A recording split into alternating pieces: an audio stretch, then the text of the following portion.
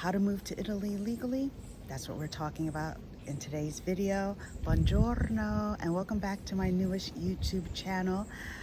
My name is Arlene and I am an American woman who has been living in Rome, Italy since 2008.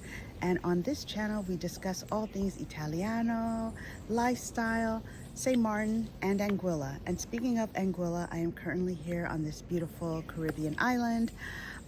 It may seem a little strange that I am talking about how to move to Italy when I'm on a Caribbean island and actually not in Italy. I'm actually doing a series about moving to Italy, and we already discussed where and why you might want to move to Italy, and today is how. And the reason I'm shooting it here is because there is major construction work. The apartment above me is being renovated, and also there is a big heat wave, a dangerous heat wave actually in Europe and in Rome. It's extremely hot, and I usually take these videos in my living room where I do not have AC. And so I thought, okay, let me shoot in my office, but that's where they were doing demo in that part of the apartment above me. So I couldn't even hear myself think. So I thought, you know, I can't really shoot this video before I come here to St. Martin and Anguilla, and I want to try to be as consistent as possible and post a video every 2 weeks, so I didn't want to get off schedule. So that is why I am shooting this video here at the cottage. So okay, let's talk about how to move to Italy legally. And the reason why I keep saying legally is because a lot of people I don't know, seem to think that we don't have computers in Italy, that if you're an American, you could just pop on over and just stay, like it's not a big deal. It's not the 1980s anymore, and even then it wasn't a good idea. Get your paperwork in order, because you don't want to be in a situation where you cannot find a place to rent because you don't have a contract, so you're at the mercy of a landlord that can take advantage of you in a country where there are actually strong tenant rights. Or work. What would you do for a living? You can't work legally in Italy. You have to be working under the table, and again, could be taken advantage by somebody. And the other thing is that I have met people who were living in Italy without their paperwork, and one of them was a tour guide, and she was giving a tour at the Vatican, and she got busted, and they kicked her out of the Vatican, and all the people who had paid for this tour, they were not happy. So do not put yourself in that situation. If you want to move to Italy, you can. It is not impossible. You just need to do some homework, do the legwork, and this is just a way to help you get started on this process. So disclaimer, I am not an immigration attorney. I do not work in immigration. So I'm going to post 3 people below who have great resources, and they are fantastic. You need to follow them if you're not following them already. We have Damien, who has been living in Italy for over 30 years. He is a relocation specialist, and he works with corporations, but he also works with individuals. We have Thea of Doing Italy, which I know some of you already follow her, and she often has webinars. Sometimes they're very specific about like if you want to buy property in Italy, things like that. But she also has great webinars that are good for just an overview of the situation. And then we have Kathy, who I've mentioned before, who is the host and founder of Dream of Italy. I have been on one of her specials. She also has webinars that are free if you are a member of Dream of Italy, and also if you're a member, you do get the magazine. So check them out. Links are below in the description. They are fantastic. They know what they're talking about. They've been doing it for a while. I know with everything that's going on in the world, there has been an uptick in moving abroad influencers, if you will. These guys are not that. So like I said, it's very important to do your research, do your homework, and these 3 are fantastic, and they also know people who can help you as you try to move to Italy. So there are 2 different ways to get here legally. here meaning Italy, of course. So you have either a visa or you have the right to come to Italy because you are a dual citizen of the EU or you have Italian citizenship. So with Italian citizenship, they just passed a new decree which changes how you can get citizenship via descent. Now it has to be your parent or your grandparent who was born in Italy. There's going to be some challenges, I'm sure, to this law, so that's a very fluid situation, so definitely keep your eyes on that. The other way is if you are a citizen of the EU, another EU country, you have the right to move here legally. So I had to move inside because there was way too much noise in the background between the speedboats, the restaurant getting ready to open next door, and also the infinity pool, like the water going over the edge. The mic really picked it up. So it's not bad if you're sitting outside reading a book, it's fine. But if you're trying to record something, that background noise is a little bit distracting. So I'm inside now, but there's still a ton of sunlight pouring into this room, hence the sunglasses, because I need to face the sun. Can't have the sun behind me because that is not good for shooting. So please excuse the sunglasses, and I'm gonna pick up where I left off. I was talking about having dual citizenship. So either you have Italian citizenship or citizenship of another EU country, but you still have some paperwork to do if you are coming, let's say, like for me, for example, I have French and American citizenship. And so you do have to apply for your residency once you arrive, and I believe it's within 90 days. So if you do not have those options, you have to look at visas and think about which is the correct visa for you. Now keep in mind, someone's visa journey is not going to be the same as your journey.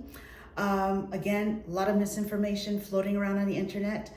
Everybody's situation is unique, so just because somebody was not able to get a certain type of visa at this particular consulate does not mean that will be your situation, and vice versa. So first up, student visas. If you are studying at university, undergrad or grad school, or you are going to a language school, you can apply for a student visa.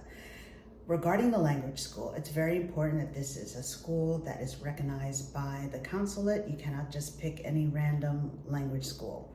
And if you are a student here on a visa, you can work up to, I believe it's 20 hours a week part-time, and there are some student visas that it's easier to convert into a work visa once you have graduated.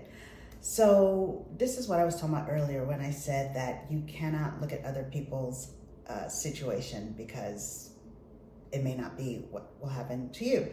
So I met this American who was in Italy. She stayed past the time she was supposed to, and she went back to the States to try to get a visa because she really wanted to live in Italy.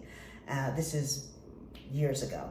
And she came back, she was on vacation, and she was very upset because she was not able to get a student visa. They turned her down at the consulate, and she said, I think they thought I was too old. The lady basically said, like, I don't believe that you're going to Italy to study, you're too old. And this woman was maybe early 30s, and I have a friend who's in Italy right now who is in her 50s and has a student visa. Different consulate, but also she has been studying Italian for some time. She speaks Italian very well, and she wants to improve her Italian. So she really wants to come here to study Italian. And so she was able to get a student visa, no problem. So again, like, someone's situation may not be yours. So do not get too discouraged when you go on the internet and people say, oh, I tried to get a visa and I was turned down, or this consulate is impossible, because you don't know their situation. You don't know what school they said they were going to or anything about their process. So that's the student visa. The next visa we're going to talk about is the work visa, which is a more difficult visa to get because it is a situation where an Italian company has to sponsor you they have to go through all the paperwork and the expense to bring you over. And they have to show that the kind of job that you're going to do, they cannot find somebody, not just in Italy, who cannot do that job, but in all of the EU. So it's really a visa for very specialized, specific type of jobs. Again, not impossible. You could work for, let's say you work for an American company, let's say you work for Google, and there's an opportunity to go to the office in Italy, or you work for Goldman Sachs and you work for Goldman Sachs in Milan. And there's also a situation you work for an Italian company in the United States and they bring you over to Italy. I know somebody who works in fashion, and she was hired by a major international Italian fashion house to work first in Rome and then in Milan. It is possible you can get a work visa. It just depends on the type of work that you do. Speaking of work, I should mention something else. I met this attorney in Rome who was here on a work visa for an American law firm that has offices in Rome and Milan, and he was working on a specific case. I also met another American who was in Rome for a big pharmaceutical company. They had a work visa for X amount of years to work out of the Italy office. So again, I would not discount work visas because they're not easy to get. It is possible. It all depends on what you actually do for a living.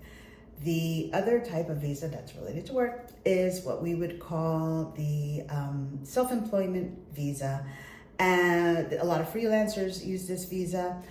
The thing with this visa is there's a quota, so it's based on sector. So every year there are X amount of visas for every industry. So you just have to do some research and see like how many visas are available for the type of work that you do, and maybe this is a perfect visa for you. The other visa is the elective residence visa, which some people call the retirement visa, because this is a visa where you do not need to work in Italy. You have passive income from the States, and this is key. A lot of people think, well, I have a lot in savings. I don't need to work in Italy and I can prove it. But savings, you could deplete a savings. If you have stocks, the stock market could crash. That's why they want to see something continuous. They have to see something that is passive income. So a lot of people assume, okay, this is for people who are retired, they don't need to work anymore. But there are also younger people who do this visa because they don't need to work in Italy. They have passive income from the States. So that's another visa to consider. Last but not least, we have the digital nomad visa, which is a relatively new visa. It started last year, still working out some of the kinks. This is a great visa for someone who is working remotely. As with the self-employment visa, you do have to have a track record. You cannot just wake up one day and say, boom, I'm an influencer, let me go get that digital nomad visa. No, you need to show that you actually have clients, that you're actually working in whatever field that it is. There is a tax compliance, so you want to make sure you take care of that. And as I mentioned earlier, Damien, Thea, and Kathy, who I've linked to below, talk about this visa quite a bit, so follow them for more information. Wrapping up, moving to Italy might seem overwhelming and out of reach. It's not. Well, not the out of reach part. The overwhelming part, it depends, right? It depends on what type of visa you're going for and what else is going on in your life. Do not get discouraged. Do not let people try to dissuade you. No, you do not need to be like extremely wealthy to move. You have to be realistic. If you love Rome, like you think Rome is amazing, but you do not have Rome money, that's not a good idea because they are going to look at your financials. So keep in mind, as we discussed in earlier videos, which I will post below in this series, where you vacation may not be the place that you end up moving to, because being on vacation somewhere and living there full-time, very different thing. So once you have decided, okay, I want to move, this is why I want to move, now it's all about the how. It is possible. As I said earlier, the 3 people that I linked to below in the description have fantastic resources. They're super helpful. It's just something that I think sometimes it seems so overwhelming that you kind of give up and maybe you don't even start the process. Don't do that, start the process. So I hope this video was helpful and maybe even inspiring. So if you were worried or you're thinking, no, this is something I cannot do, yes, you can do it.